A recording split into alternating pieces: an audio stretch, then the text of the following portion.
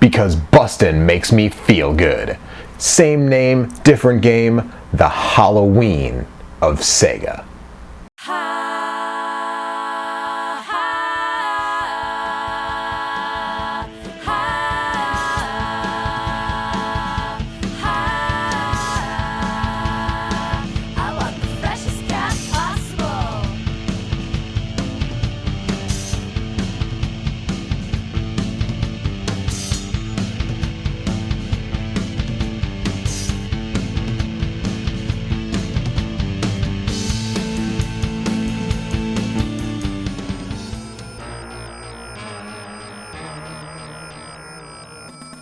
The summer of Sega's in overtime.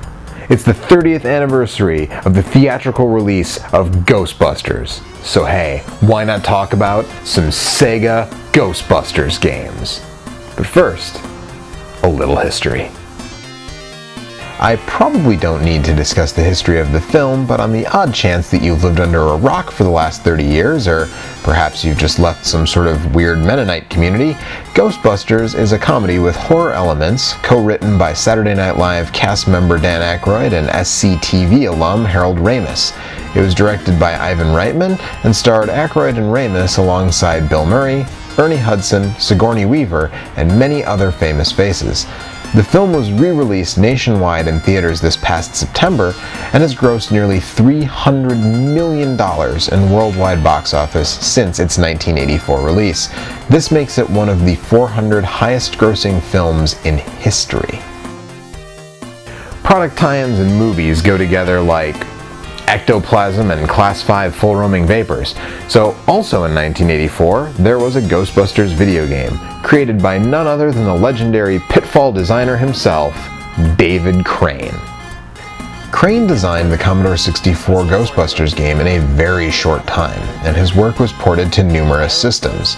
Several other computers, as well as the infamous Atari 2600 and NES ports. Near as I can tell, Crane worked on none of these ports. Now I'm not going to cover any of those other ports of this game because, well, alright. Let's say this Twinkie represents the average number of NES Ghostbusters hate pieces on the internet. According to this morning's sample, it would be a Twinkie approximately 35 feet long, weighing approximately 600 pounds. You just said, "That's a big Twinkie," out loud to your computer monitor. Eventually, in 1987, the game hit the Sega Master System, developed by Compile and published, of course, by Sega. And that's the case with both of our games for this episode. As we've discussed before, Nintendo had a pretty snug hold on publishers in the 1980s, but they could not stop someone from licensing another publisher's game and making their own port, which is what Sega did, partnering with Compile for both of these. The biggest reason that I'm only talking about the Master System version of Crane's Ghostbusters, aside from the one I cited earlier, is this is the only really good version of Crane's Ghostbusters. It's by far the best one and arguably the only one worth revisiting. Master System Ghostbusters is first and foremost a business simulator, like Lemonade Stand but with more ghosts. You get $10,000 to start a business, you buy your equipment and set out to make more money to buy better equipment by busting ghosts. And then you bust more ghosts and get more money and buy better equipment, and on it goes, rinse and repeat. Once the PKE meter reaches a certain point, i.e. it gets full, the Keymaster and the Gatekeeper come together and you have to enter Dana Barrett's apartment building, infamously labeled here as the Zool building. You then have to get past Mr. Stay Puft, fight the ghosts on the stairs, and take on Gozer the Gozerian. This game is mostly the same as all the other versions of Crane's Ghostbusters, but Compile made a few key design changes that made it much more playable. It's got more items that are useful, it's got better controls, and the biggest thing is that the gameplay has been tweaked in several key sections, most notably the infamous driving and stairway sequences. In fact, the only real complaint I have about this game is that in the beginning you do a lot of waiting between calls. The game is short, and I understand wanting to build up to tons of ghost activity, but there are a lot of moments like this. And I didn't doctor or edit this footage at all. This is just me waiting for a call. Other than that, it's very playable. It's a competent use of the license, and it can be completed in about an hour, so there's really not a lot to hate on here, in spite of what you may have been told. Now, as I said, a few years later, Compile and Sega would get together once again for a Genesis Ghostbusters game, but this one is nothing like the Master System game.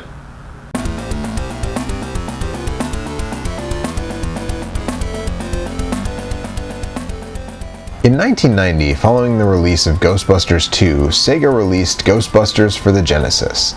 This game is completely unique, following the story of neither movie, and instead seeing the Ghostbusters, that is 3 of the Ghostbusters, as Winston is so often left out of these games, down on their luck yet again and in need of business.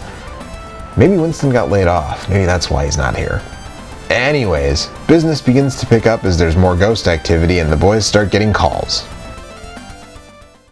Now, Genesis Ghostbusters is not a business simulation game. The closest it gets is shopping, which allows you to purchase more items and upgrades, but that's it. No, this Ghostbusters is a side-scrolling action game, and it is totally great. You choose one of the 3 non-Winston Ghostbusters, who actually have individual stats and neat individual animations, and set off to bust some ghosts. You can choose any one of the 4 levels from the start, but it doesn't really make a difference which order you go in.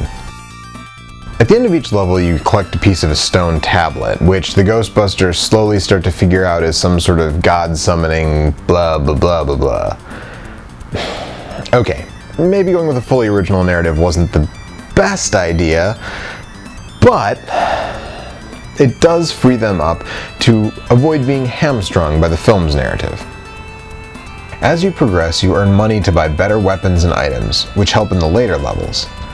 All of the enemies and bosses are totally unique, with only a few of them from the movie. There is, of course, an obligatory appearance from Mr. Stay Puft, but mostly the enemies are unique to this game. Each stage has 1 or more middle ghosts. These are mini-boss encounters that you have to defeat before you can face the stage boss.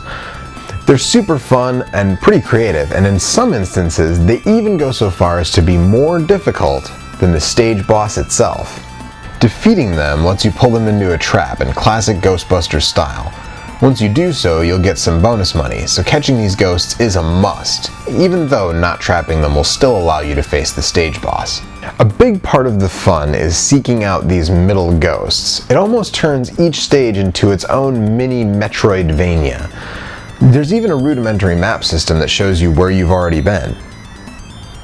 After you complete the initial 4 stages, the 5th opens up, and finishing that opens the final stage. These last 2 stages are tough, and the ending stage actually requires you to beat all of the individual stage bosses again in order to reach the final boss.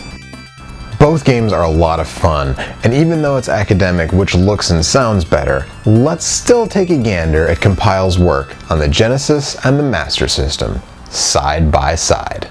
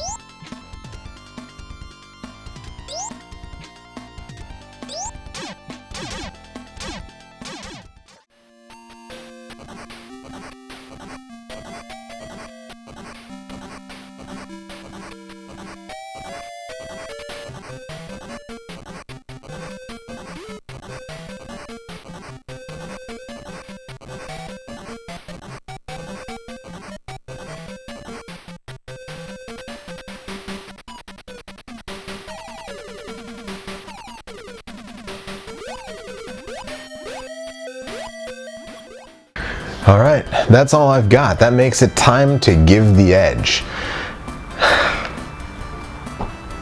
The Genesis Ghostbusters game is, in my opinion, the best Ghostbusters game ever made, bar none. Yes, that includes the PS3 and 360 game that came out a few years ago, which I also enjoyed. Now, it merits mentioning that the Master System game is also worth your time. As I said, it is the best version of that particular Ghostbusters game, and it merits checking out. Alright, well, I'm done for this episode. Make sure to come back next time, and in the meantime, check out onthestick.com for a ton of other Halloween content. See you next time. Have a safe and happy Halloween.